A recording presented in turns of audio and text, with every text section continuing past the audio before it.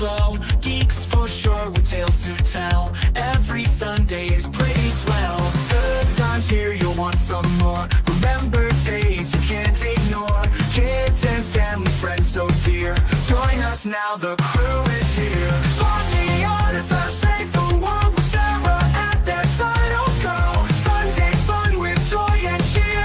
Flip side, flip, flips, all revere.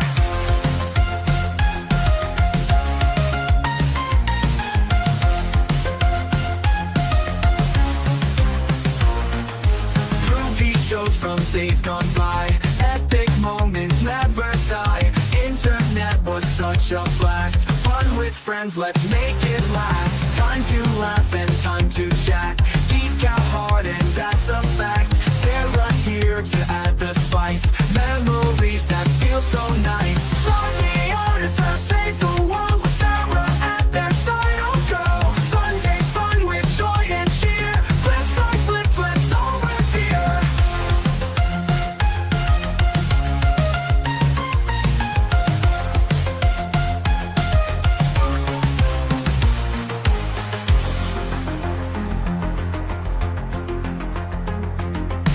Coffee, autograph, save the world with Sarah at their side. Oh girl, Sunday's fun with joy and cheer. Flip side, flip, flips, all revere.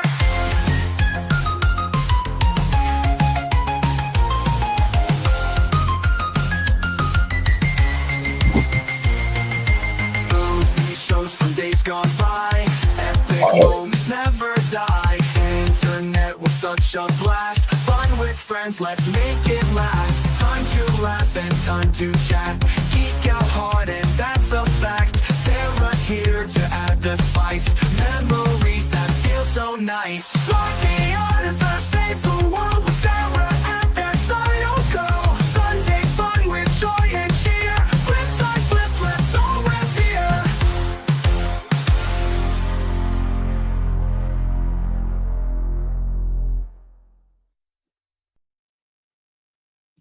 Hello, everybody, and welcome to tonight's show. We got Epic Pons with us and Epic Dan with us, and then me, and I'm alive. There you go. North Carolina. Mm-hmm. How's everybody doing out there in YouTube land? I hope they're doing good. Esmeralda, hey. We got Esmeralda, we got Gary, we got Tug, we got what jamming because he likes to jam. I heard all about it. And we got Indie out there, our Indie, not your guys' Indie. There's a whole bunch of Indies out there, but individuals mine. What's up, brother? Always good to see you. Snark Sass is out there too. Hey, Snark Sass, how's it going? Oh yeah, Snarky. Well, stone down. Dan, She just had a going on? birthday. So did Dan. There you go. And this Thursday, everybody remember, is Chance's birthday. There you go. Make sure you tell them all happy birthday. Dan, do we need to sing to you again? No, please don't. Okay, we'll skip it this time. But happy birthday nonetheless. Christopher, Individual Minds, great to see you guys again. Yes, Dan. Pons thought it was my birthday when I said happy birthday to a friend of mine. That was pretty funny. And then I tried to correct him. Yeah. Then I tried to correct him again, and he's just like, "I'm going to ignore it now." Somehow I get stuck in my head that you were saying it was your birthday, not your friend's birthday. Sorry. Yeah, that was pretty funny. Yeah. Well, just now, when I heard Danny say, call my phone, I thought he meant one of us. So I've been dialing his phone. He's like, that was my roommate. He dropped it in the floor and didn't realize it and couldn't find it nowhere. It was like ringing in the floor. I was like, how the heck did it get down there? But I'm dialing, I'm The phone dialing. sitting beside me while I'm on a live stream for some reason. I have it because I had type on it, but yeah.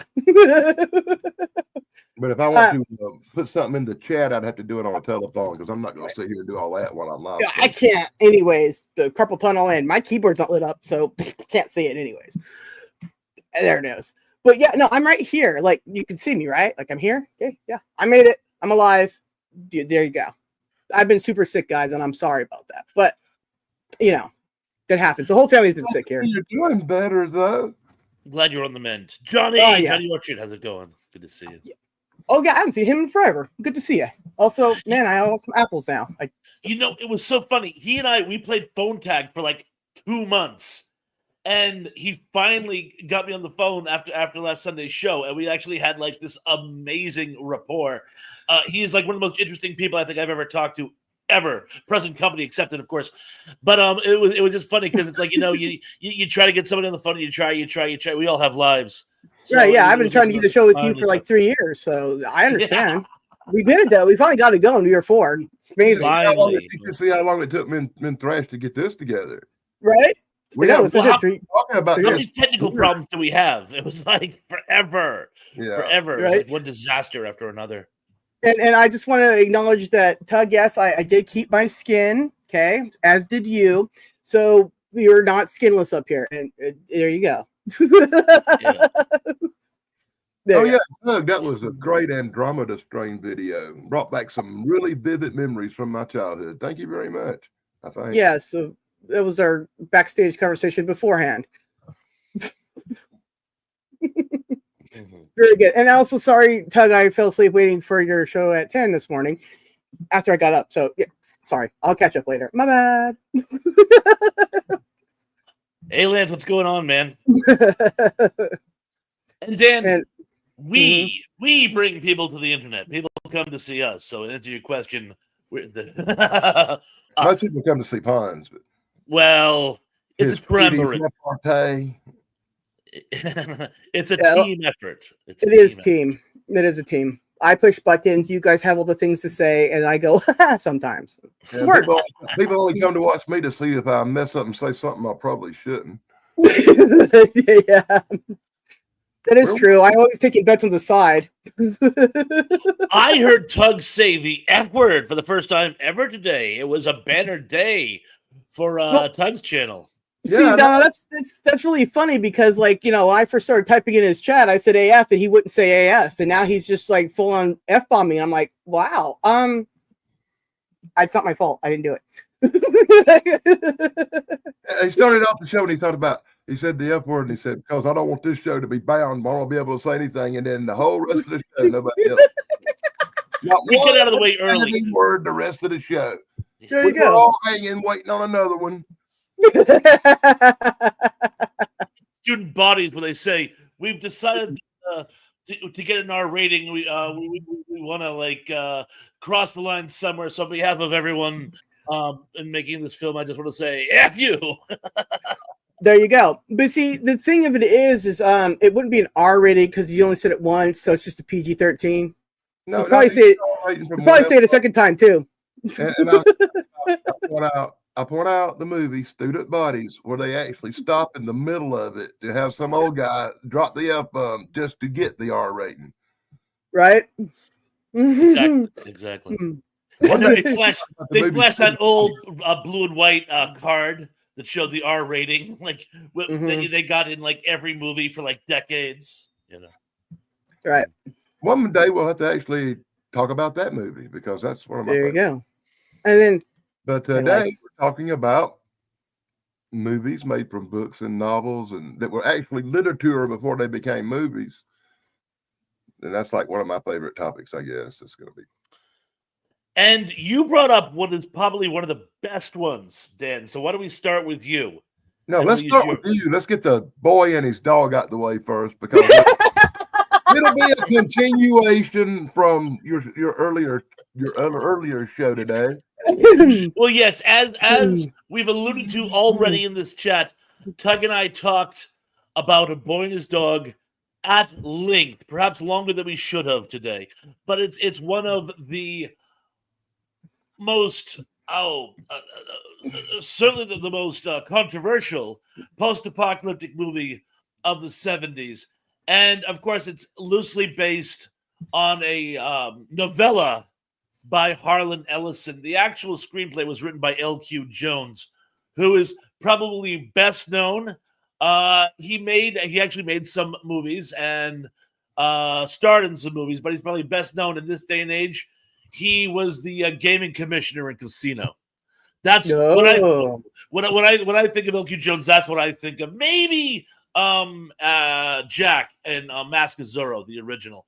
But I think probably most people have seen Casino, so most people remember from that. And he wrote the screenplay to this because he actually was making the movie.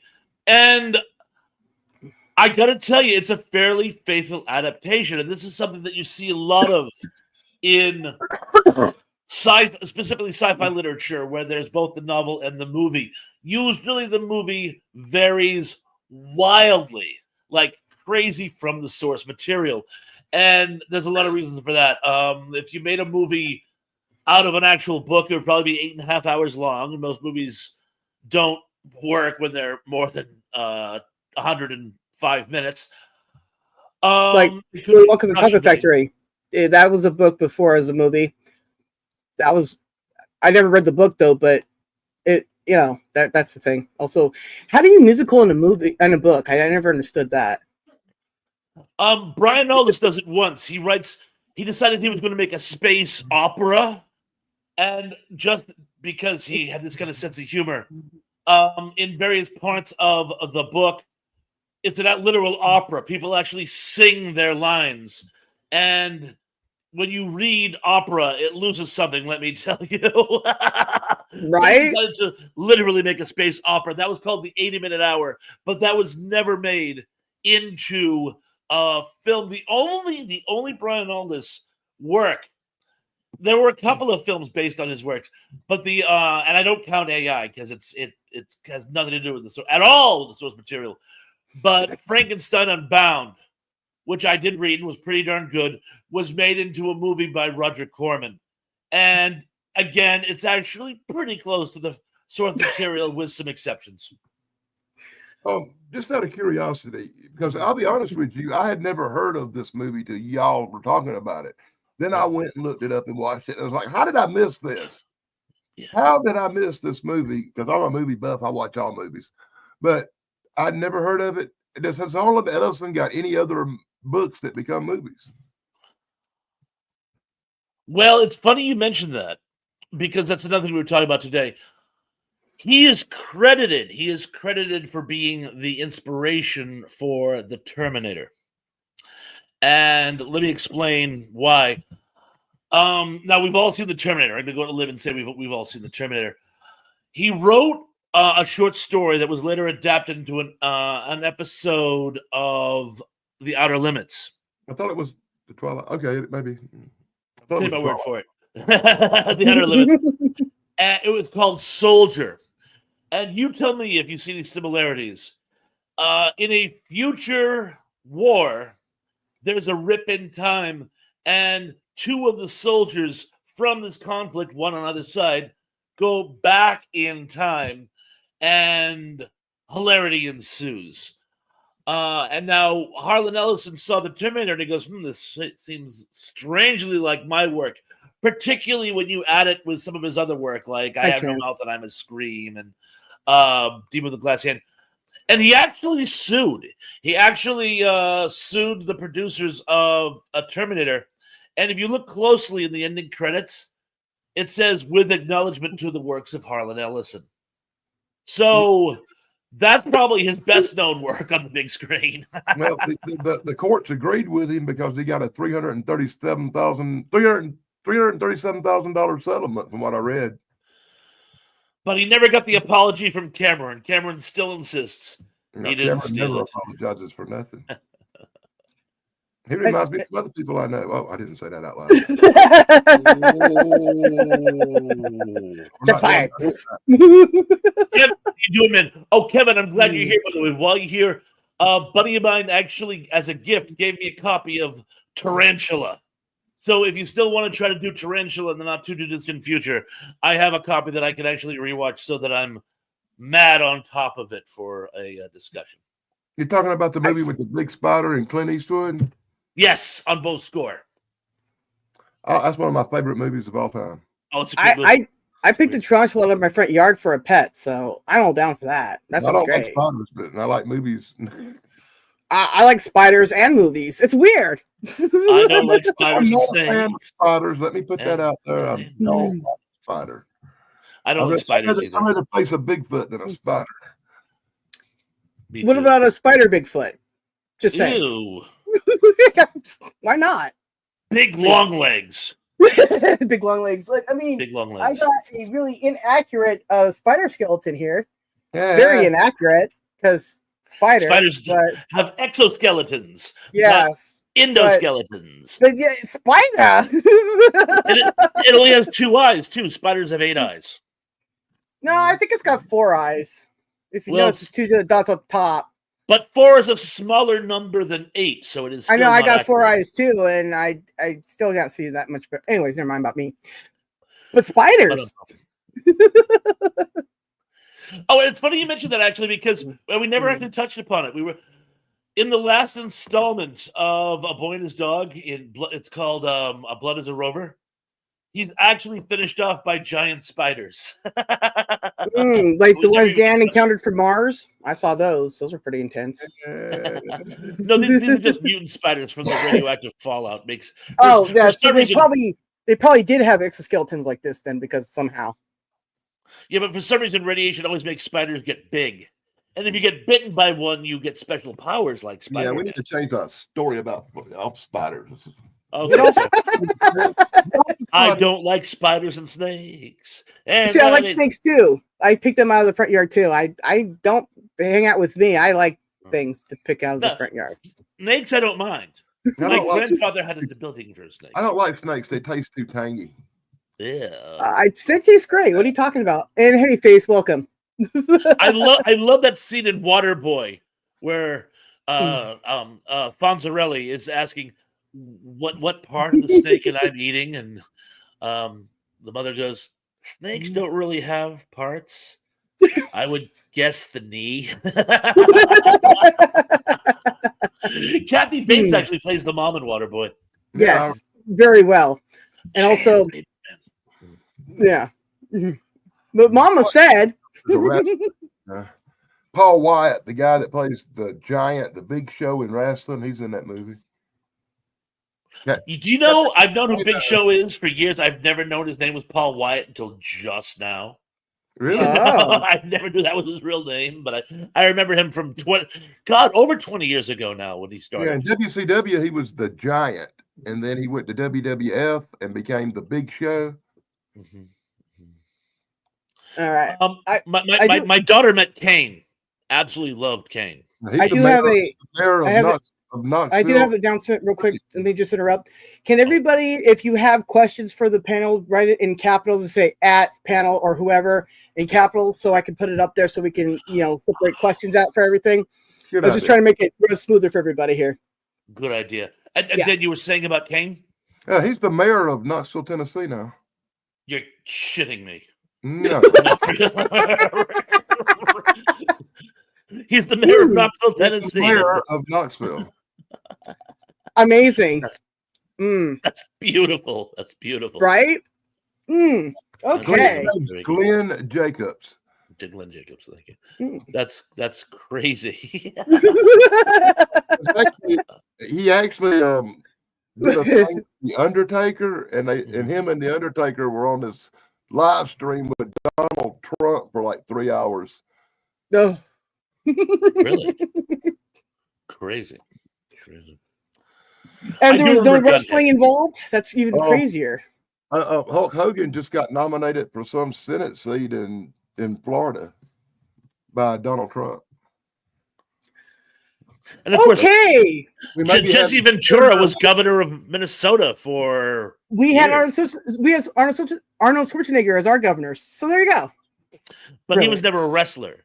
He was a weightlifter. But you know what? He was also naked like they are. Okay, whatever.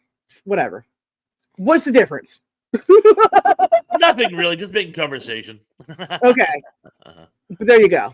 But you know what? He'll probably be wrestling tomorrow now because I said so. We could see it though, right? You had Arnold Schwarzenegger.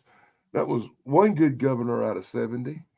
Right, yeah. Well, see, under Gray Davis, I lost my job. So when Arnold came in and I was able to keep another job, I was like, okay, this works. I'm amazed. You actually had a job? Don't shut your beak, yes. I was making stents for hearts, okay? So I was on the lasers. So when Gray Davis was sitting there cutting the power during, the peak hours of making the production of the stents, I lost my job because my production was down, but I had to keep resetting the stupid lasers, and I could only make less than half because Gray Davis kept cutting the power. So I lost my job because of him. So not a fan of his at all. Alrighty then. Yes. Also, I was making no things clue to who save did people's it. lives. I would really like that job. It was a really good job. I like lasers. Oh, chances he wrestled the maid. But he did. I remember somebody Oh, wait a once minute. said that they should change the Constitution so that Arnold could run for president, and I said, yes, we all remember how well it worked the last time a foreign country made an Austrian national their head of state. Yeah, well, Oops, you know. daisy. There you go. Oops. Too soon? Yeah, no, really. So, Dan, do you know of any movies that were made from a novel? I was thinking about this one that we were talking about earlier, Pons. Of course. Possibly one of the best adaptations. Possibly. It's reasonably accurate to the source material and just so much fun. I love that movie when I was a There's kid. been lots of time machine adaptations over the years. I've always been a really big fan of the works of H.G. Wells. There's other stories of his, like War of the Worlds. Mm-hmm. You know, there was a recent adaptation of War of the Worlds, and I love you, Emily. That was sad and pathetic. Oh, I'm sorry. It was pretty terrible, but they did one thing which I thought was kind of slick. They showed what life was like on Earth 10 years after the foiled invasion, where Earth simply hasn't recovered. And the Martian attempts to, it wouldn't be terraforming because it's not Terra, Marso-forming had really, really messed things up, and people are starving and dying. Like I said, I thought in execution it didn't work, but I did like the premise of that angle to see what would happen down the road. Because in all the premises, they end with the Martians dying, and that's it. And it's like there's still an awful lot of rebuilding that would have to go on. So Yeah, I've seen several different versions of War of the Worlds. And as long as they don't have Tom Cruise in them, I'm good with them. That Right? one's the worst. That one was the worst. It's awful. It's so awful. It's awful. Did I mention that it's awful? It's like the movie's The Mummy. You can watch any version of the movie from Christopher Lee, the Boris Karloff, and they're all great, except for the one with Tom Cruise. Right? Yeah. There you go. Well, Common denominator, Tom Cruise. Well, not to mention Valkyrie, which is based on the book. It wasn't. I think it was called The Lion's Den, I to be honest, I never read it. But Valkyrie would have been great if they had gotten anybody else to play von Stauffenberg. Anybody else, if they had replaced him with a cardboard cutout. I thought everyone else in the movie was great, except every time Tom Cruise opened his mouth, I'm like, You know, a lot of people are Tom Cruise fans, and I don't mean to offend the Tom Cruise fans. I know he made a airplane once where he flew an airplane and it was all Top Gunny, and everybody loved it. Well, that was actually the one thing he was good at. I've never been a Tom Cruise fan. Since I saw him slide across the floor in his underwear singing, I have had no respect for this guy. I do not like this guy. Yeah. He just Well, what I hated about it is like because I was in special ed, right? And Tom Cruise can't read and stuff because he's like learning disabled as well. All of my teachers would be like, "Yeah, you could be just like Tom Cruise." I'd be like, "Please stop, no." You love me, Tom Cruise. I give you that, dude. Reacher, Jack Reacher was okay. As the TV show points out. But yeah. Oh wait, yeah. So Tom Cruise did a Reacher movie. I'm not familiar with that movie. I didn't see it, but the only thing Reacher I know is I was watching the TV show for a while because a comic book that I had read was very similar to Reacher, and I was trying to prove that Reacher was adapted from this comic book, but my results were inconclusive. Inconclusive? You? Uh-oh. Yes, no, maybe so. what's All right. and hey, they caught more than half of the monkeys that had escaped in South Carolina, by the way. That's But then Dan's great. still here, so like they didn't do very. I mean, I am so glad to hear that. Didn't even know they were escaped. But yeah, Hurricane Sarah's out there. Sorry. Yeah. Came out in 2012. I thought it was 2012. newer than that. I really did. Yeah, I didn't see it, but there's a vague recollection. I think I remember the discussion. Okay, I remember. got a question for Danny here. Okay. Did I you did like too. Tom Cruise in War of the Worlds? No, Tom Cruise was horrible in War of the Worlds. Tom Cruise wow. is horrible in almost everything he plays in. That's why Scientology has messed up his mind. He can't act no more. Well, wait a minute. Could he ever? Ooh, careful, Well- careful. You don't want them mad at you. Well, see, I live by one of the biggest Scientology, compounds out there in Hemet, right? So I'm in Temecula now, so slightly safer. But yeah, crazy people. I said it. Sorry. Hey, it's a free country for the moment. For the moment, yeah. For the But you moment, guys are gonna have to start paying dues to me. Okay, giggle dues. Y'all gonna have to laugh more. Just saying. Giggle dudes, love it, love it. Yeah, right? It's not too much to ask, right? Come on, guys. More giggles. Come on. Just giggles. Okay. Sorry. Back to the books and TV, movies, thing, whatever. Indeed. I'm reading Mike's question here, and I'm guessing that's a line from an MST3K episode, one I sadly am not familiar with. Oh, Chance has a trivia question. What was the first movie Tom Cruise ever acted in? I'm going to guess Taps. That's my guess. Anyone else have another guess? I haven't seen him act yet, so I'm still waiting for it. I actually think the first thing he was ever in, not a movie, was like The Facts of Life or something. This is answer. Really? None. Tom Cruise can't act. See, I was right. Well played. Well played. Well played. I gotta give it to him. Somebody actually said endless love. I can't grab it now. It's too far up to it. But while we're on the subject, I believe the first movie Tom Cruise appeared in. Oh, it was Endless Love. Oh. I hated that movie. Ugh, it was. Yeah. I don't think I've seen Endless Love. Oh, it's this awful, I don't think I awful, want to. toxic love story situation. And I had a friend, because that movie came out when I was like 12, I want to say. And I had a buddy who like absolutely was in love. He had the biggest crush on Brooke Shields. And I'm like, no, the blonde from Too Close for Comfort, or Heather Thomas, or and he's like, no, Brooke Shields. So it's like it was always, let's watch one of her weird movies. Pons, you got a question. Movie with Dustin Hoffman, the one called Rain Man, that wasn't too horrible. Yeah, I could watch that one several more times. It's okay. But it had Dustin Hoffman in it, not Exactly. Proves my point. It's okay. He's like the full and saving grace of that movie. That is true. I have not seen Nautilus. I have not seen Nautilus. And November 30th, I will have that penciled in, I promise. I'll get back to you over the course of the week, Mr. Lambert.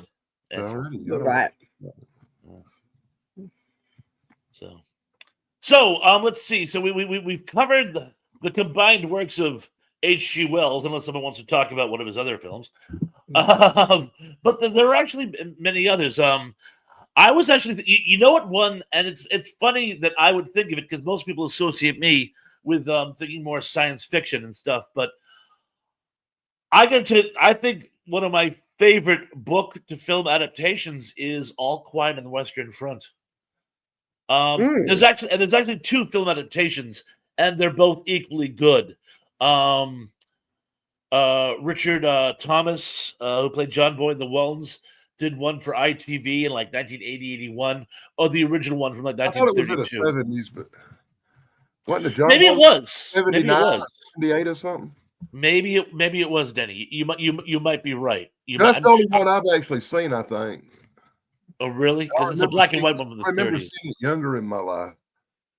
Huh. You're probably. I think I maybe didn't see it until 80, 81, but it came out in maybe like late 70s. And Ernest Borgnine played Katz in it, and he's amazing. He steals the movie.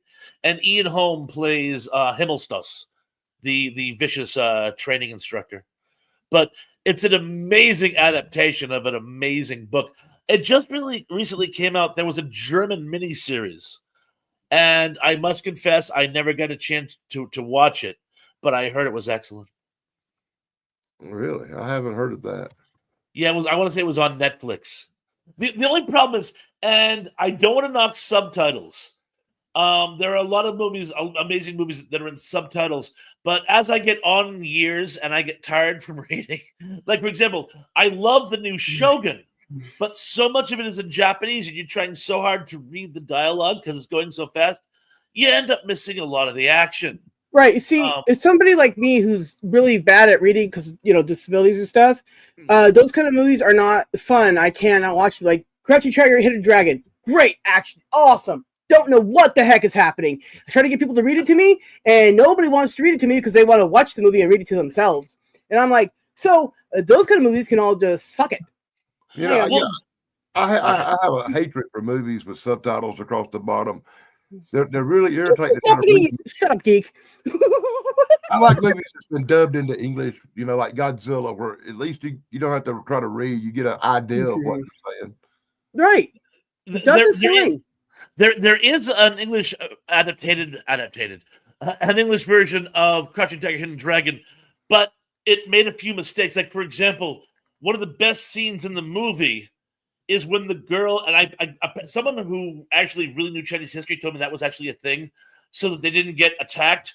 Oftentimes, when young women traveled back then, they would dress as boys. So she's dressed as a boy, and she's in a cafe, and they start a fight with her, thinking that she's a boy. They want to see how tough he is, and he mops the floor with the entire cafe. And you come back later, and they're all bundled up and bandaged and shouting at Fat. Have you seen this? And oh yeah, he took us all out. Oh, and some other guy was asking about this boy. And he goes, "Oh yeah, that's her fiance." Say, and it dawns on them that she's actually a woman, and they're like, "Ugh," and it's this big reveal. In the English version, they keep referring to the boy as her, as if they already know. So it gives the whole game away. So you got to be careful with dubbing, because sometimes dubbing can give the game away or ruin key plot points. I just watched the Right. movie this week, and I remember criticizing how much the movie got on my nerves because of all the stuff you had to read at the bottom. And it was Black Adam with The Rock. It's a new superhero movie. It just come out recently, and the movie's okay. The special effects are a little iffy, but the movie's okay. But what ruins it is the 15 minutes at the beginning of it where you constantly have to read the bottom of the screen. It drags the movie down to headache level. I can see that. Hey, Tracy, welcome. Good to see you, sister. Oh, Tracy, what's going on? Yeah. And it's funny because there's other things they could do. Like sometimes what they do is they'll do like documentaries where they'll do sort of a narrative voiceover where a person's actually telling you what they're saying. And I think that could work too. But what do I know? You know a lot. That's what you know. Well, I Obviously. try to. Right. I try to. So, Sarah, what is your favorite movie adapted from a book? And I'll tell you what, I'll let you off the hook. You don't necessarily have to have read the book.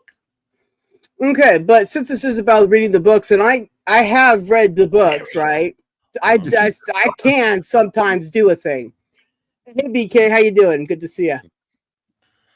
Say hi to BK, everybody. Say hi to BK, everybody. BK. Yeah, I'm on the 2% highest people out there that shares out his stuff on Facebook. Whoop, whoop. But he's got good stuff, so I can't help myself. Anyways, a shout out to BK.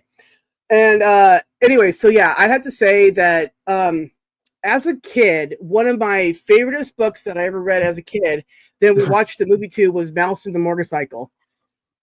Freaking just a really good book. It's about a kid who's in a hotel or an apartment or something. I don't know, whatever. He lives somewhere. and there's this mouse, and everybody, doesn't like the mouse, obviously. But then the kid befriends the mouse. The mouse can talk.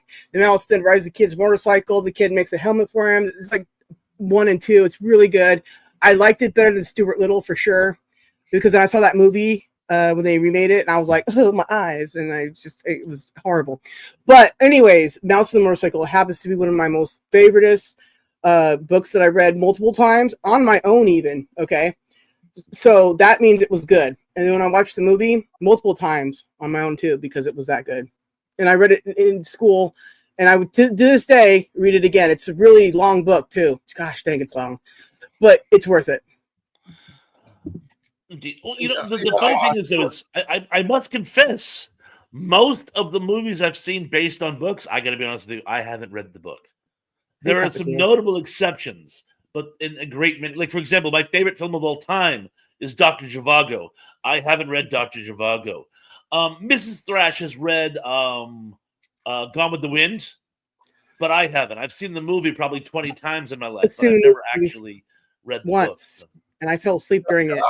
In high school, we had these horrible teachers that taught us English and reading, and they would make us read the biggest, thickest, giantest books like Gone with the Wind and War and Peace, and then they'd make you discuss it in class for an hour. So I've read a lot of the classics back in the day. It was always my favorite when they had us reading stuff like Jules Verne. And when they talk about Jules Verne, I had to bring up Journey to the Center of the Earth, which was one of my favorites. Love that movie. The book, which one? There's like 6. The original. Excuse me. The original. Journey to the Center of the Earth with the cool little Pons. Sorry to screw you, Pons. But no, I was going to go into my James Mason impression. Join me, Pat Boone, and get to the dock as we journey to the center of the earth. Love it. Yeah. Perfect. The thing about James Mason, every time you imitate James Mason, you have to sound like you're really, really impatient with the person you're talking to. Like James Mason as Mo from the Three Stooges. Yeah. Mm-hmm. But my problem with that is the movies are never good as the books. They don't translate well on stuff on Jules Verne. The Jules Verne movies I've seen are nowhere near as good as the books. I've read 20,000 Leagues Under the Sea. I have never read Journey to the Center of the Earth, and I am ashamed of myself for not having read it, particularly because Journey to the Center of the Earth, the original with James Mason, was one of my favorite movies as a kid. Also, I don't know when you check out though Journey to the Center of the Earth and you read the book, it reads like a scientific journal for adults. But when you see the movie, you got this little duck and all this other stuff. They made it kiddified, if you know what I'm saying. They toned it down to a G rating. Well, the lady, they added the lady. It wasn't the lady. It was just the professor, the nephew, and the guide. They added Mrs. characters, yeah. Mrs. whatever her name is. But the other Jules Verne one I have pulled out here, and this one I think the movie was a little bit more, even though they did kiddify it a little bit. This movie was a little more by the book, so to speak, and that would be the Mysterious Island. Yeah, not this one. The sequel to 20,000 Leagues Under the Sea, where they crash on the island with Nemo's submarine and stuff. It's a really great book, but they did it good. They translated it well to movie. I love the movie. I've been a huge fan of stop motion animation my whole life, and I really thought they did. I love stop animation myself. Whenever I try to do it myself, it turns out to be I don't have the patience for it. My attention span is not there. I have many skills. That is not one of them, but I love it nonetheless. But yeah, like I said, I haven't read the book, but I thought the movie was excellent. Right. I'm gonna let y'all carry on for 1 minute without me. I have to deal with something real quick. Okay. That's inappropriate. Have fun. I will fill the dead air. I will fill the dead air. Good. It's a penny too, because like I say, I I do like the classics. I just didn't get a chance to read them. What one? And I was talking about this earlier on Tug's channel today. One movie that I thought was an absolute travesty. It was so bad I couldn't get through it. One of my favorite books when I was a kid was A Wrinkle in Time. Oh, yeah.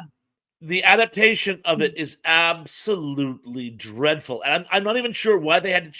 There are things that they changed that they didn't have to. But Yeah. it was all written very, very specifically. She was very clear about her vision, and they changed it almost arbitrarily. It was almost like Oprah said, I don't like that. I'm going to do this instead. And Right. it's like, Tracy, right there. Fahrenheit 451. Great book. Great movie with the original one. Anyways, yes. She knows what's up. That's yeah, right. Definitely. Right on. And while we're on the subject of classic sci-fi, of course, 1984. 1984. I saw most of. I didn't see all of, so I can't speak to the black and white version with Peter Cushing, but the 1984 version of 1984 with John Hurt, I thought was absolutely amazing. They really encapsulated the spirit of the work. And it was so sad because Richard Burton was actually dying when he made the film. People on the set said it was almost like the angel of death was sitting on his shoulder. So he was like literally. Some people say he was clinging to life just to finish that role, and I'm glad he did. But it was sad. And then of course the I'll irony. be right back. Oh, now she's gone. Yeah, well, I want to apologize for that, by the way. If anybody heard the dogs barking and everything in the background, I have dogs. Everybody heard the thing. And somebody come to the door and the dogs. I had to turn my light on. Didn't think you guys wanted me stretching out all weird like. So yeah, I feel like I should leave and come back now too. Like I feel left out that you guys. Well, no. Listen. You do that enough. We're good. You haven't froze or anything. So let's not rock the boat. I actually went in there and did something, you know. Rock the boat, baby. I actually went into the room and run people off. There you go. Were they selling solar panels? No, they had a message from the good book. And he got locked out by accident. Oh, I see. They should put the door to when you go out. There you go. Yeah, so nobody heard anything, Dan. Don't worry. But we do know your social security number now, so don't worry about that. But I'm bummed. He's like, I don't think so. The dog trained that if anybody knocks on the door, the dog barks. That way, if I'm back here, like in the back part of the house, I'll know if somebody's downstairs or something. Boy, it must have taken you all year to train your dog to do that. Actually, they kind of trained themselves. Every dog I've ever had barks when someone comes to the door, even when you don't want them to. Even if someone's visiting and they bring their dog, you know. Dude, my birds you would think would be loud. Sometimes they're not, and you're like, why? Why not now? I had a worthless dog. That dog wouldn't bark if the mass killers were breaking in. You'd be like, oh, don't kill me. Thank you. If Jason barked in the house, this dog would have run up and licked him on the mask. Gross. Mama Thrash had a pug where if someone broke in, JJ would try to play with them. He was like not a guard dog. He was very cute, but I had a very tiny Jack Russell Terrier, and it was an annoying little ankle biter. And if somebody the dog didn't like come in the house, it would run over and pee on their feet. We've got a heck of a lot of. You've got to be a heck of a lot quieter than that, Thrash, with Sarah behind the wheel of the chat. I was like, wait, what? Right? But yeah, that's why I told everybody to put your questions in capitals, so I know the difference. Okay, we can't do this show without bringing up the classics real quick, since Halloween just passed, dude. We got to bring up Bram Stoker. We got to bring up Mary Shelley. These two deserve at least an honorable mention as original great authors of, I guess, science fiction, of great fiction, science fiction that became classic movies of our time. Original movie monsters.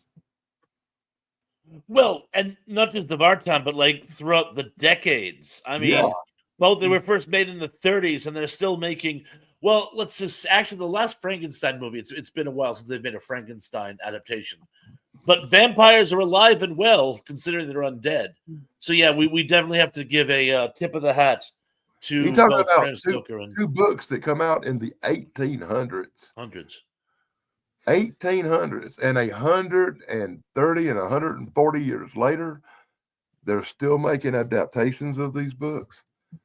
By far, they would have to be among the top 10 classics of all time. Would you not agree? Definitely, definitely, definitely. And the sheer number of movies made based on Dracula is inconceivable. Inconceivable indeed. I was actually going through my head and like not just vampires, if just the Dracula adaptations. There's going to be dozens of them. I've actually got Christopher dozens of Lee. them hanging on the wall behind me that have been made into not only movies but comic books. Okay, who's everyone's favorite not. depictor of Dracula? There's no wrong answer. Ooh. Okay, well then that would obviously be oh my gosh, I can't think of his name right now. He's dead though, but he was a serious Bella. actor that was funny. What's his name? She thinking Bella. No, original I'm thinking Christopher Lee, the English. oh, gosh, no. He did Naked Gun movies. What's his name? I can't think of his name. I want to say Frank Driven. Yeah, him. I knew it until you asked me to. Yeah. Leslie Nielsen. Leslie Nielsen, yeah, that was the best. He was such a goofball. I'm sorry, I love that one. Of course, I'm also 5. Christopher Lee's my favorite. I really think Christopher Lee just nailed it. Okay, so if we're talking seriously, then you're right. I've always been a really big Bela Lugosi fan. I thought Bela incarnated the original what Dracula should have been. But if I had to pick who played Dracula the best, and I would probably go off key and say Frank Langella. Ooh. I mean, to me, that movie. I didn't think about that. Dracula with Frank Langella was probably to me the best of the Dracula movies. But you know what? Yeah, you know what? Well, like I said, there's no wrong answer, but that's a good one. But I really didn't like the Gary Oldman little prissy vampire. I didn't like Gary Oldman's word, but the little prissy vampire thing. The Gary Oldman ones either. Twilight. I'm surprised he didn't sparkle. It's so terrible. Oh, Twilight, the worst thing ever. My eyes. Also, I never watched it because I care about myself.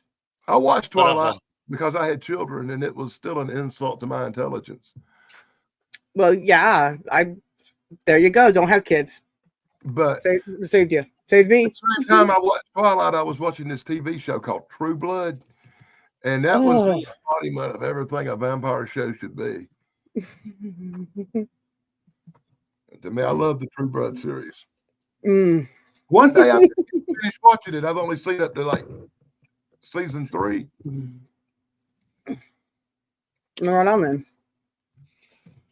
No.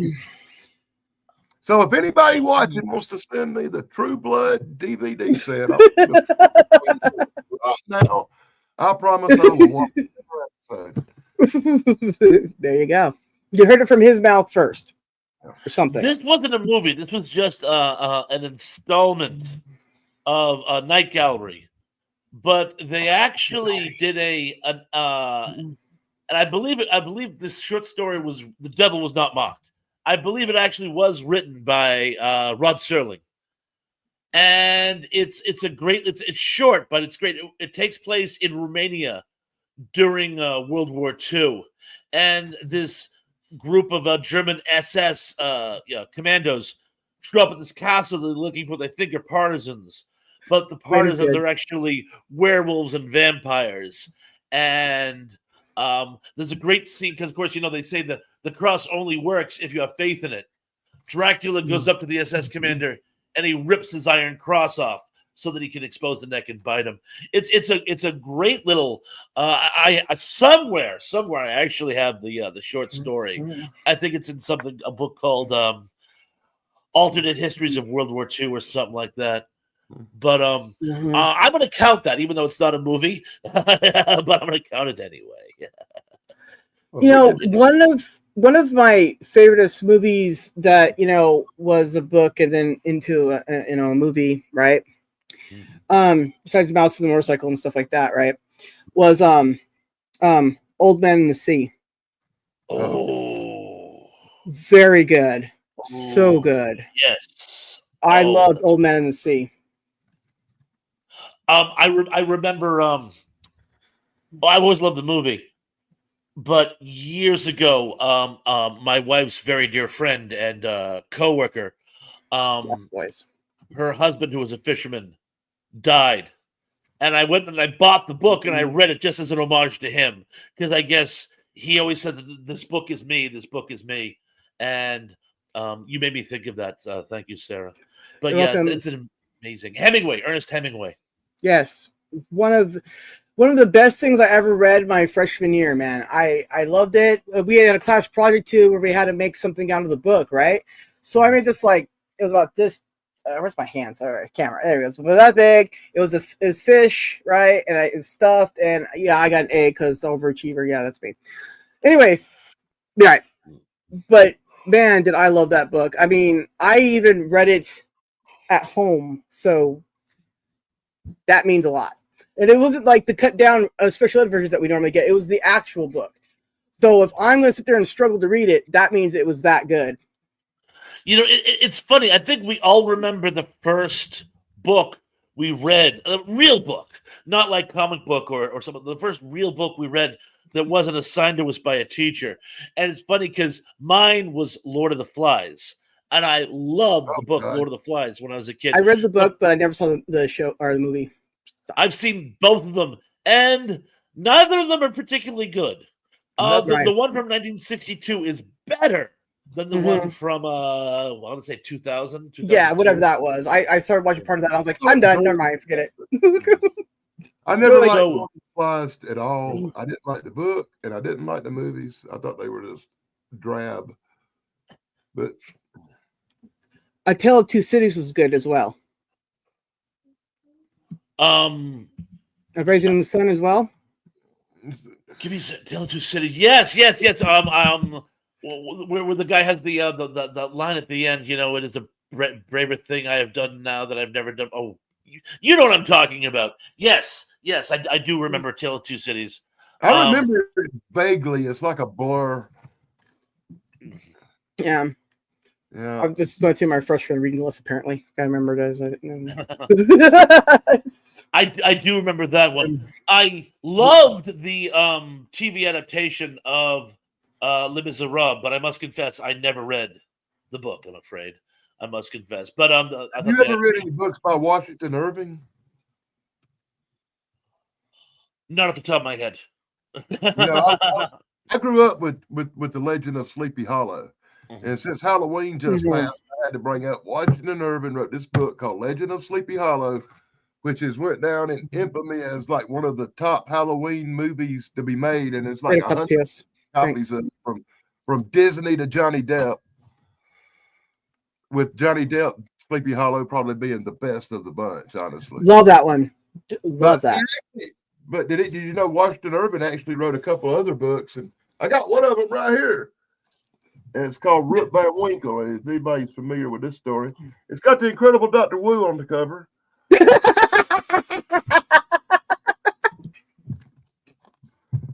And it's a story of a guy Incredible. for a really long time. You'd think it'd be boring, but it's not. Mm-hmm. So I had to bring it. I had to give Washington Irving a shout out.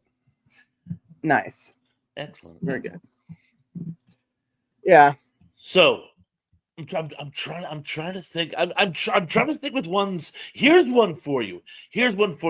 There's an old. Well, it's from the 70s, so it's not that old. But it's one of the few For my movies made about the 30 Years War, and it stars Omar Sharif and Michael Caine, and it's called The Last Valley, and it's really, really good. But the amazing thing is it's based on a book by James Clavell. Now here's the funny part: James Clavell wrote the book. They turned the book into a movie and then made a book adaptation of the movie. I actually have both. I have the original book and the book that is actually based on the movie itself. And they're both excellent, but it's one of the few times I've actually managed to read both. I didn't like the movie, and I never read the book. Also, you have seen it. No, I was talking about Chitty Bang Bang. Yeah, I could not stand the movie. How in the history have you not seen Chitty Chitty Bang Bang? That's like required for every child in America. But she thought she just didn't like it. I said I didn't like it. I said I never read the book. I didn't like the movie. Kids, come on, they're children. Listen, as a child, I did not like it. So as an adult, I seriously don't like it. Other than the fact that both have an intelligent car, the book and the movie are absolutely, positively, completely different. In the movie, they go overseas into this country, which is a loose adaptation of Germany, and hilarity ensues. In the book, the kids just get kidnapped by gangsters, and the car has to save them. It's like the stories aren't even. It's like, here's another one for you, Dr. Dolittle. I loved the original Dr. Dolittle. The one with that was good. That was good. Original with Richard Harris. I loved that movie. And then I read the book, and the book was so completely different. I remember not liking it because I'm like, this isn't Dr. Dolittle. It doesn't have Jeffrey Evans. Who was the guy who had that really resonant voice? Who did the I'm trying to remember Dr. Dolittle. All I can think of is somebody riding on the back of Gamera, something like a giant turtle. Gamera in that movie. At the end, he rides off on the back of a giant moth, but they also ride the back of a snail. So, or right inside the snail, inside or on the back of a snail. A giant turtle like Gamera. And I need to go back and rewatch that movie. It's been 40 years. Oh, The Shining. Very good idea. Oh, God. We hadn't even talked about Stephen King and his... I know. I'm astonished it's taken us this long. We hadn't even mentioned Stephen King. Please forgive us, Stephen King, the gods of all the things. Sorry. If somebody had to bring up Stephen King. Thank you, John. Joe, just on Stephen King, he's wrote so many books that become movies. Right? I mean, good Lord. I read none of them. Anybody know how many he's wrote that become movies? It's got to be in the 20s or 30s. Right. I'd say 20s. And possibly the best I would have to say is Misery. Any takers on Misery? Not to me. I despise Misery. But... What's your favorite Stephen King adaptation? Oh, it'd definitely be Salem's Lot with David Snow. Yeah, I love Salem's Lot. But a close second to me would be The Night Flyer. That to me, The Night Flyer is freaking awesome for a vampire movie. Dreamscape was really good as well, by the way. Although I must confess I never actually read the book, but the movie Dreamscape I thought was not Dreamscape. The one with Christopher Walken where he comes out of a coma and he's psychic. Christopher Walken. Where the president was going to start World War III. Yeah, that's the one. He had to assassinate the president or something. A candidate, not the actual president. A candidate. Yeah, what was the name of that movie? Yeah, well, that's where we came in. All I can think of is Dreamscape, and it's not Dreamscape. Dead Zone. Thank you. Yeah, everything Dead Zone. Geek, we knew you would know it. Well, Indy said it, and then Geek said it, and then Jammin said it. So they all are on the ball. Good job, guys. I thought that was an excellent Stephen King movie. I love that movie. I thought that's a great movie too. And from what I understand, like I know people who have read the book and they say it's a fairly faithful adaptation. So there you go. When I was a kid, my mom early on joined the Stephen King book club, where we got everything Stephen King wrote. So I've actually probably read more Stephen King books than any other books because I've read everything he's made. There's not a book I haven't read by Stephen King, unfortunately. You're kidding. No, that's an awful lot of. That's an awful lot of written material. I read it. because it was the new Stephen King book. I remember reading books way earlier before movies come out. I already knew, like a Firestarter. I'd already knew what Firestarter was before the movie come out. Oh my God, Mike Stronson's here. Mike, how are Yeah. you feeling, man? Mike, Yes. he had a heart attack, as you guys all know. Right. So, Mike, how are you feeling? Are you on the mend? Are you feeling better? I hope he is, because he's one of the coolest people out there. I love his channel. He's got some of the best RC stuff out there. Yeah. I enjoy it. And a couple days ago, I dropped a message on his community page, like asking if he was okay. I guess he didn't see it, but I'm glad he's here and with us tonight. Yeah, we're glad to see you okay, dude. We really are. Yeah, because I really one of the people that when I started going live and stuff like that, right? I found his channel through Dan. It's your fault, Dan. Shame on you for setting out cool people to me. Thanks. Anyways, and I fell in love with his channel because he talks about drones and RC cars, and he takes them apart, says how to make them better and stuff. Says what you need. Good dude. Sweetheart. Someday I'd love to have him up on with us and we could talk about things, because I'm really impressed with him. Always have been. Definitely. See, everybody wants to talk to you. And again, hope you're feeling better, man. Yeah. I have his I've been sick video in my community post, because I want to make sure everybody knows that he's been under the weather, making me look like I'm a healthy person, and I've been sick. But yeah, good to see you, Michael. Always. Definitely. So, and as you know, The Mist was another Stephen King movie that they book that they made into a movie, and I kind of liked that one. I thought they made some changes. Some I thought improved it. Some I thought detracted from it a little bit. But I thought overall it was pretty good. Everything except for the last 5 minutes. Well, I'm not Stephen real King fond of the last 5 minutes of The Mist. Stephen King said he liked how they ended it, especially. Well, I don't want to give anything away here, but Stephen King did approve it, even though it does differ wildly from what he did. Yeah, he doesn't really like any of his stuff, so it's pretty amazing. I really liked the movie Silver Bullet. It was based on some early Stephen King books, and yeah, that's a good one. And I thought they did a really good job with the movie, even though it had Gary Busey in it. Yeah, that guy. Poor him. Listen, wear helmets and don't do drugs. Okay, just try those things.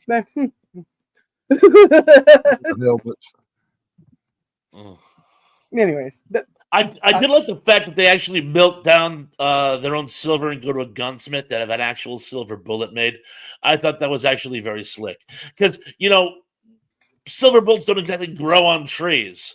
So right. Well, I always thought it was interesting in any of those type of movies, right? When these people, just regular people, discover they have to get the silver bullets going, and then they just suddenly have a whole furnace and set up, and they can just smelt their own bullets. And I'm like, what? And I always found that very not realistic, and that's their turn off, because I mean, if you're already going to be fighting something supernatural, then suddenly you have a forge. What? How? Huh? You know how to use it? Laying around, Right, yeah, it's like people are making ice bullets. Oh, you just have this stuff laying around, do you? What? The Powers of Matthew Starr. I haven't thought of that TV show in years. Was it Louis Gossett Jr. on that show? I don't even know what that is. Yes, it's about an alien prince who comes to Earth being chased by bounty hunters. Oh my God, I know this. yes, it was. And it was actually a pretty slick show. It only lasted like 6 episodes, if I remember correctly. And I remember every one of them fondly, man. Don't talk about Matthew, dude. It was a travesty. It got canceled. And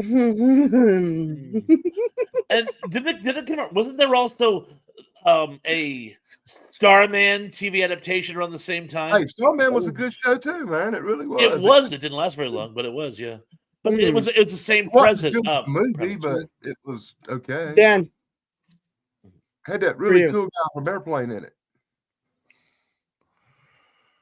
Danny is traumatized by his own ability to remember things. I see it's the bad things I remember, like the powers of Matthew Starr. Hey, Daz, how you doing? Hey, how's it going? Good to see you, man. Good to see you. And Tracy, yes, I think Gary Busey he has issues, I'm afraid. Right, yeah. Don't do drugs and wear a helmet. Things will be much better for you. There you go. His son Jake's doing okay, although I haven't seen him in anything in years. Um, Remember they had that show, Shasta McNasty? I always no. remember that show. You don't remember that show? It was about an aging boy band. That just everything they do, they don't quite make it. And it's funny because Vern Schroyer plays the owner of the club they hang out at. And I remember I was at a Suncoast convention. And Oh, wow. Vern Schroyer was there because Austin Powers 2 had just come out, and he's standing on a chair, leaning over a banquet table, signing autographs. And I had just happened to hear that Shasta McNasty was renewed for a second season, and I go, "Hey, congratulations on the show getting renewed!" And it was like he couldn't fathom that anyone watched it, and would know that he was on. He's like, "Oh." Thanks. Right? That's funny. Too Too funny. bad. Miss him. He was a fun guy. Yeah, that was a heartbreaker. Yeah. I just saw something recently with Jake and Gary Busey discussing their life and old times. It's on YouTube. Oh, really? Send me the link. I can't remember where I saw it. You always send me links. There's just the most bizarre things. I love it. I'll find it. I'll send it to you. Thanks, and I'll pass it along. I'll watch it. But Go back 3 months, a week to find it, but it's on there. all right, guys, we've got an hour now. So, what else we got in the while we still have a moment or two? Any other novelizations to film adaptations anybody wants to throw into the record? Okay, so we'll just throw this one out to end on, I think. What about Where the Red Fern Grows? I haven't seen it. I know you haven't. I haven't seen it. So, from what I know, it's excellent. Why do I know that? I think I read that book in high school or something. Yeah, everybody read that book. It's probably like Little Women. You read the book, but you probably don't want to see the movie. I never saw Little Women, never read the book, so there you go. But I've seen Where the Red Fern Grows. It made me cry. I didn't see the movie because I read the book. You're like, I'm good. It's sad. They're both sad, very sad.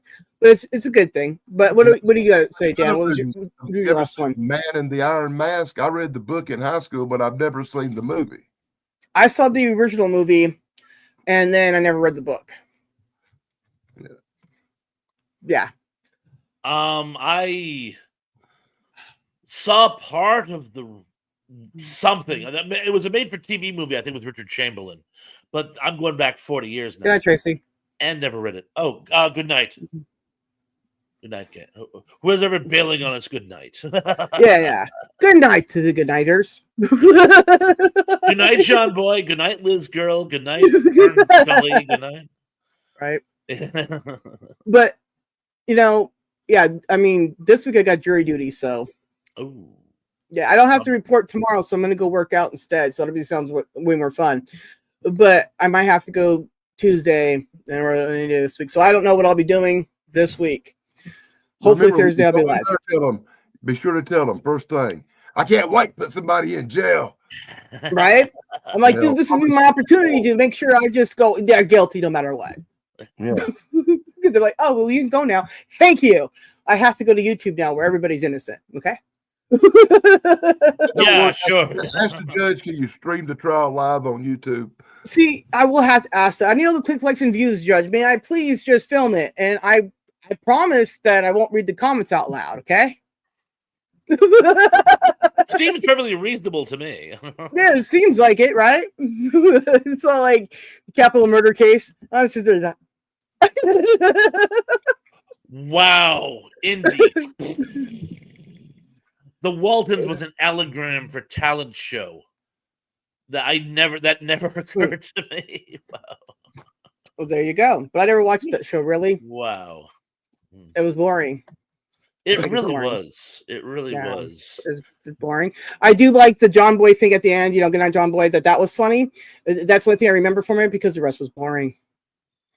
Yeah, unfortunately, I spent a lot of time around my grandparents when I was a kid, so I know about stuff like the Waltons and Hee Haw and All in the Family. I had to sit through all these nightmare shows. Well, my grandparents, it was a ritual. Sunday evenings, Lawrence Welk. Oh my They had God! early dinner and watched Lawrence Welk. Baboon. I can't stand Lawrence Welk. Okay, so I had to sit through that before they let me watch Disney World. Okay, so my dad's mom, my grandma, right? She loved Murder, She Wrote, and I love that show because of her. I've seen every episode, and then I also hate Friends because Friends killed Murder, She Wrote, and never be a Friends fan. Also, it's a terrible show. I like Friends 10 times better than Murder, She Wrote. We're gonna have to have a fight about this later, I swear. With a lot more episodes and funny and humor. Yeah, Murder, She Wrote was great. I loved we weren't it. dissing Hee Haw. He mentioned it. We weren't dissing it. He was mentioning it. That's a torture. Now he's dissing it. Now he's dissing Yeah, it. well, listen, I have no stake in Hee Haw. I never watched it. But I like Gunsmoke and Rifleman. I thought Grandpa was funny. Grandpa always cracked me up. But I there you go. All right. So. Another one of them shows you didn't have no choice to watch, like Andy Griffith. Dave loves Andy. I didn't have no choice. We watched Andy Griffith all the time because Grandpa watched it.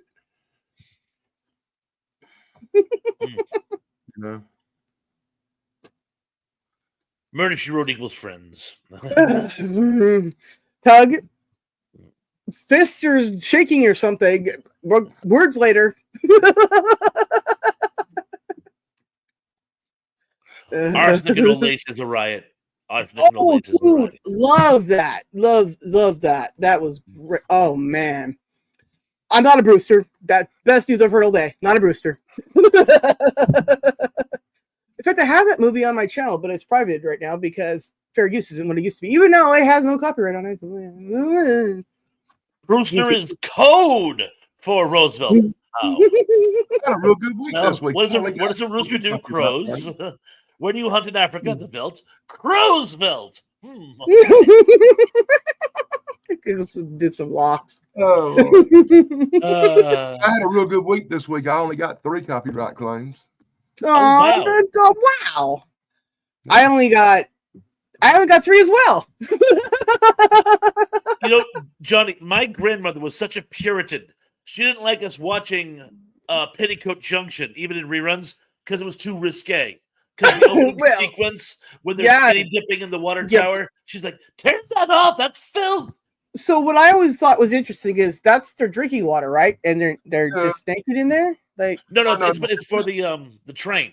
Yeah, okay, because then that makes more sense. But I was also like, well, I mean, are they drinking naked women water? I don't know. I bet there's a market for that. They got a there well. Is. They got a big well up at the Shady Rest. There you go. Shame I know that. You know too much. We know too much. Talk about Mayberry RFD and Green Acres too. Green Acres is a place to be. Farm living is a life for me. Yeah, I like that show. So far and wide. Oh, I'm sorry. I do like Green Acres. Eddie Albert's national. And do you know he ran a landing craft in the Pacific during World War II? He was actually really badass. Nice. Also, Tracy, you are now my most favorite person in the whole world. Okay. you know what? I tuned out of Friends. I couldn't stand. One thing that's always been like nails on a blackboard is when people can't sing, but they try to make a joke about it. And Phoebe like becomes me. the folk singer. I I wouldn't do that. that one season where Phoebe was going to become a folk singer, and I go, I swear to God, if they do one more episode of the season where she has to be a folk singer, I'm out. And the first scene, smelly cat, and I'm out. And I've never watched Friends since. And I'm out. You don't want your ears bleeding, do you? Okay. I'll let you know, I watched Friends from the first episode to the last episode. And that explains everything about you. Friends. And I haven't watched it again since. It's that good. Watch it one time, never again. Yeah, it just didn't. I couldn't get past that. I did like Chandler, and I was very, very sad when Matthew Perry died. Hey, I've seen every episode of Bosom Buddies too. But I liked Bosom Buddies. I never watched it. you know, Rita was on the show. Can drag. Yeah, I know. But yeah, not Rita Wilson. Tom Hanks' wife did an episode of Bosom Buddies before they became romantically involved. Small world. Is that how they met? It might have been how they met, although I heard she couldn't stand him at first. Actually, I think it was volunteered. Jeremy Brett. I love Jeremy Brett. I watched all of Jeremy Brett. He is my favorite Sherlock Holmes. Jeremy Brett. My mom's as well. I would have said Basil Rathbone. Sorry. No, that's a good one too. That would be second. But I must say, Jeremy Brett, I grew up with it. I love him. Everything Jeremy Brett. Just so you guys know, Jeremy Brett. There you go. So what are you trying to say? I can't say who my favorite person to play Sherlock Holmes was. I would probably go with Basil Rathbone myself. But there was this guy who made a Sherlock Holmes movie. But it was a little different. It had Dudley Moore in it, I think. That English comedy of The Adventures of Sherlock Holmes and Smarter Brother. Yeah, Marty Feldman. I like that movie for some reason. That comes to my mind. It was a funny movie. It was a funny movie. I love it. It was a funny movie. This is good. More when somebody's talking about Sherlock Holmes. And Marty Feldman was in it too. And I used to watch anything with Marty Feldman. Feldman. He's got the eyes, man. That messes with me. Well, he just had such delivery. My favorite comedy of all time is Young Frankenstein, and it's because of him. Gene Wilder was great. Terry Garr was great. I love Gene Wilder. Was great, but Igor stole the movie. I ain't got no body. Nobody cares for me. Igor Frederick. You seen the movie with Marty Feldman called "In God We Trust"? Oh, I spoke to God yesterday. He told me he hated you. Yeah. Yes, I said, yes, I think Feldman not being that. Yes, I don't think I've seen that since I was in high school, though. Yeah, it just dawned on me. I hadn't seen that in 40 years. But yeah, my friends like we said that to it for years. I spoke to God yesterday. He told me he hated you. That was the thing we said to each other for years. That's great. I'm going to use that line now. It's just so hurtful. You would enjoy it. It's like when TD punched me in the soul. Now I can punch your back. We have come up on time to say goodnight, folks. Yep. It's all right. We'll play us out. Anyways, see everybody. Everybody always drop your links, comment after the show. For a minute, Pons. Yes. Okay. I'm going to play us out, and then there you go. Happy trails, everybody. Thanks for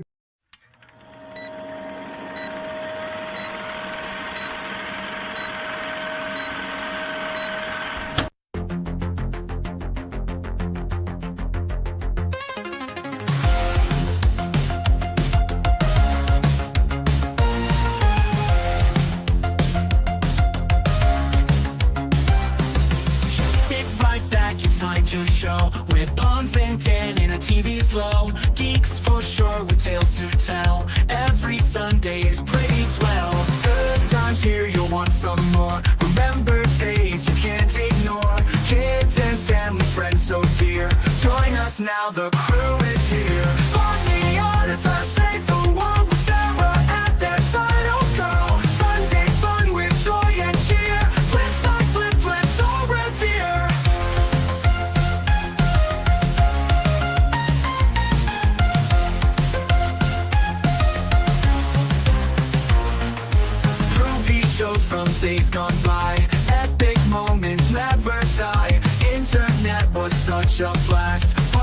friends, let's make it last. Time to laugh and time to chat. Geek out hard and that's a fact. Sarah here to add the spice. Memories that feel so nice. Fly me out at the save the world with Sarah at their side. Oh go. Sunday fun with joy and cheer. Flip side flip flips all revere.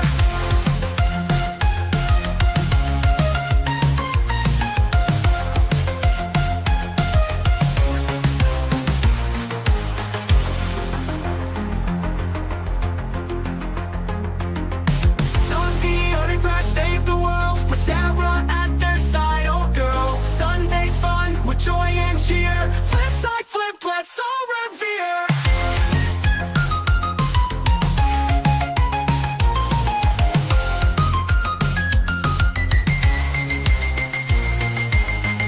These shows from days gone by. Epic moments never die. Internet was such a blast. Fun with friends, let's make it last. Time to laugh and time to chat. Geek out hard and that's a fact. Sarah here to add the spice. Memories that feel so nice. Fly me out of the